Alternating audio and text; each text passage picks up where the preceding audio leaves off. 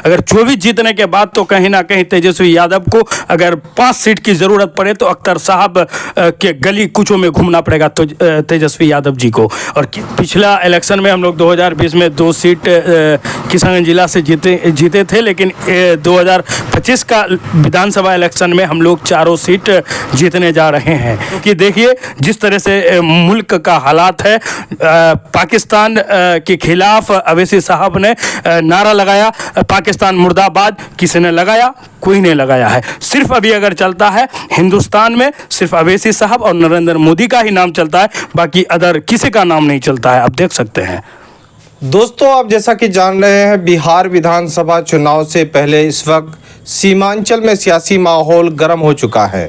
देखिए प्रशांत किशोर सीमांचल आया और प्रशांत किशोर जी को आने से सीमांचल में कोई फ़र्क पड़ने वाला नहीं है, क्योंकि सीमांचल को कहा गया है कि बीजेपी की ओर से आप सीमांचल जाइए, मुसलमानों को गुमराह कीजिए और एमआईएम का वोट को काटिए। कहीं ना कहीं एमआईएम को इसके लिए फ़र्क नहीं पड़ने वाला है। एमआईएम के जितने भी कार्यकर्ता हैं वो काफ़ी दमखम लगा करके एमआईएम के साथ मजबूती से खड़े हैं और एमआईएम के कार्यकर्ता को प्रशांत किशोर क्या कोई भी पार्टी यहाँ पर आएंगे तो इस बार एमआईएम को नहीं हिला पाएगा।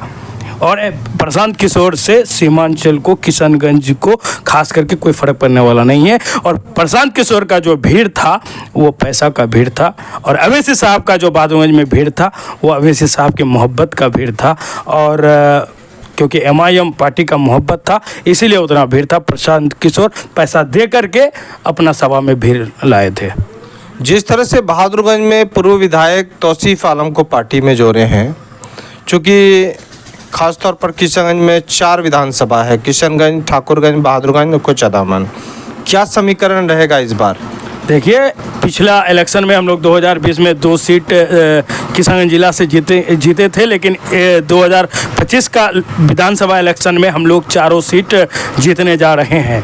क्योंकि बहादुरगंज और कोचाधामन, किशनगंज और ठाकुरगंज, किशनगंज, कोचाधामन और बहादुरगंज में हम लोग रिकॉर्ड तौर वोट से जीतेंगे, लेकिन किशनगंज और ठाकुरगंज में हम लोग 5000 वोट से जीतेंगे, लेकिन दोनों जगह जीतेंगे किशनगंज और ठाकुरगंज। क्योंकि किशनगंज जिला में सिर्फ और सिर्फ एमआईएम का चलने वाला है और कोई पार्टी का चलने वाला नहीं है। यहाँ पर चाहे प्रशांत किशोर आए या कोई भी आ जाए, चाहे यहाँ पर राहुल गांधी इलेक्शन लड़ ले या तेजस्वी यादव लड़ ले या प्रशांत किशोर लड़ ले या नीतीश कुमार लड़ ले, सीमांचल किशनगंज जिला में सिर्फ वही 4 सीटों में एमआईएम ही जीतेंगे इस बार, किसी पार्टी का नहीं चलने वाला है।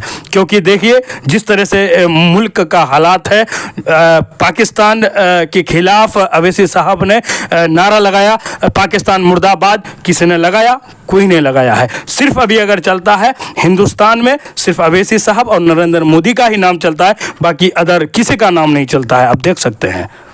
अच्छा, ये जो सीमांचल है, सीमांचल में इस बार जो नारा दे के गए हैं बिहार में ओवैसी साहब की 4 के बदले 24 लाएंगे, लेकिन इसका प्रतिक्रिया जो शाहनवाज आलम ने दिए हैं, जो पिछले दफ़ा चुनाव लड़े थे एमआईएम से और जीते भी थे, उसका कहना है कि सदर साहब भी उनके लिए, राजद के लिए टिकट मांग रहे हैं। सदर साहब अगर ऐसा होते तो सदर साहब को राजद ने मंत्रालय का ऑफर दिया, नीतीश ने दिया, उस मंत्रालय को सदर साहब ने अपना जूती पे रखता है। और ख़ास करके शाहनवाज साहब की मैं बात अगर करना चाहूँगा तो उसका कोई वजूद था। 2020 में उसको टिकट नहीं दिया था तो अख्तर साहब के पास आके रो रहा था वो, लेकिन अख्तर साहब भी उसका रोना धोना देख करके उसको टिकट दिया, लेकिन पार्टी के साथ वो गद्दारी किया है। आज वो जरूर पार्टी को धोखा देके गया है। आने वाला इलेक्शन में उसको जनता जरूर जवाब देगी और उनको फिर से वही रोना धोना पड़ेगा, क्योंकि लोगों को धोखा दिया है, लोगों के पैर में कुल्हाड़ी मार के गया है। वो अपना स्वार्थ के लिए गया है। कहीं ना कहीं उसको जनता इस बार नकारेगी और अच्छा खासा वोट से नकारेगी, फिर वो जनता को याद करेंगे। अच्छा, ओवैसी साहब एक बात और भी बोले अपने सभा में, राजद को भी वो सबक सिखाएंगे और भीख मंगवाएंगे।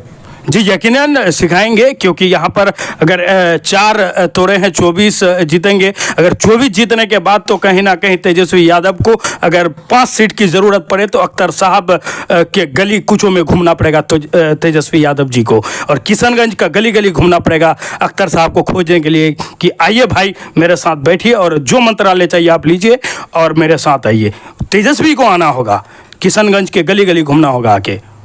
इस बार जो है 2 सीटों का ऐलान हुआ है। राणा रंजीत सीट जो ढाका में है वो भी उम्मीदवार उनको घोषित कर दिए ओवैसी साहब, वहाँ पर भी अपना सभा किए।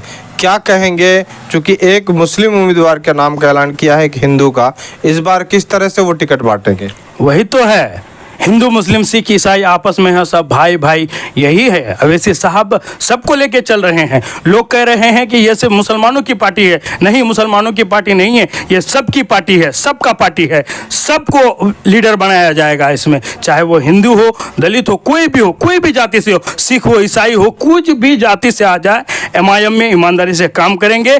और वो है अगर असल मर्द मुजाहिद तो अपना उसको टिकट भी देंगे और विधायक भी बनाएंगे MIM पार्टी से उसको। इस बार बीजेपी की बी टीम का मामला नहीं चलेगा क्या? अरे भाई, साफ साफ नजर आ रहा है कि बीजेपी का बी टीम कौन है, प्रशांत किशोर साहब है। और वो कौन लांडे जो आया था सीमांचल में, उसको तो वही बीजेपी ने ही छोड़ा है। अब हमको बता दे कि अवैसी साहब किस एंगल से आपको बीजेपी का बी टीम लग रहे हैं, बताइए, प्रूव कीजिए कि अगर अवैसी साहब बीजेपी का बी टीम है तो प्रूव कीजिए। और क्या कहते हैं, प्रशांत किशोर को देख लीजिए आप, बीजेपी का बी टीम नहीं है।